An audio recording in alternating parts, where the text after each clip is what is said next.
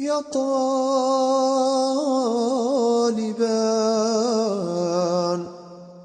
رحمات الله.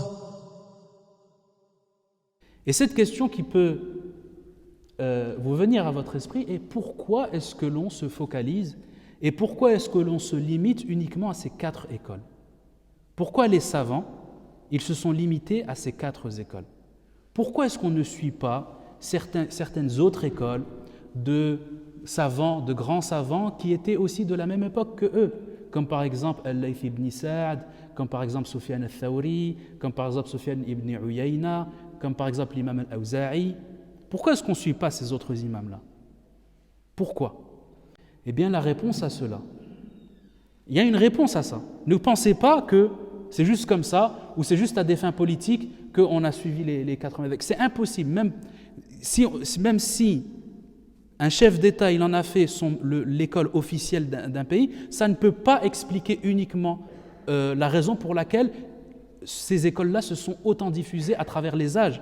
Et ils ont traversé toutes les dynasties, toutes les formes d'État, ils les ont traversées. Et jusqu'à aujourd'hui, on est encore dessus. Pourquoi? La raison à cela, c'est que tout simplement, ce sont les seules écoles qui ont eu suffisamment d'élèves pour transmettre les ahkam et les règles de leur imam. Par exemple, si tu prends l'imam Malik, par exemple, l'imam Malik, il est rapporté qu'il a eu environ 1000 élèves, que ce soit dans le hadith, c'est-à-dire les transmetteurs de l'Muwatta, de son livre de hadith, ou les transmetteurs de fiqh, il en a environ 1000. Imagine-toi 1000 élèves qui rapportent tous de leur imam, de leur maître, de leur cheikh, l'imam Malik. Ça te donne une indication sur la probité et la certitude que l'on a de ce qui est rapporté de cette école. Là, il ne peut pas y avoir d'incertitude. Tu prends sur un hukm, tu en as 10. Ce n'est pas tu en as un qui rapporte quelque chose d'un imam et on n'est pas sûr. Non, tu en as 10, ils te rapportent la même chose. Il y en a 10, 20, 30, ils te rapportent la même chose. Dans tous les chapitres du fiqh, dans Tahara, dans la Salah, dans As-Siyam, et ainsi de suite. Imagine-toi la qualité de la transmission et la certitude que l'on a de ce qui est transmis. Là, tu peux être sûr, tu peux te dire, c'est sûr, ça c'est certain, ça va être l'imam Malik. C'est impossible qu'ils soient tous mis d'accord sur une erreur. Donc là, on a quelque chose de certain. Mais si tu prends un autre imam qui, certes, il était peut-être aussi savant que l'imam Malik ou l'imam Abu Hanifa, mais ce savant-là, il n'a pas eu d'élèves. 2, 3. Son fiqh, il ne nous a pas été correctement transmis. S'il ne nous a pas été correctement transmis, comment est-ce que tu peux suivre cet avis en te disant, c'est sûr, cet avis, il est bien de son auteur. Il est bien de cet imam-là. Tu ne peux pas être sûr. Tu ne peux pas être sûr.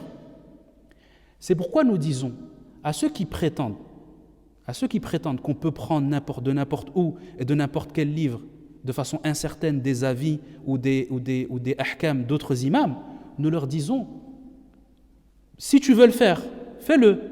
Mais pour nous, tu as un manque de wara', qillatul wara' dans ta religion.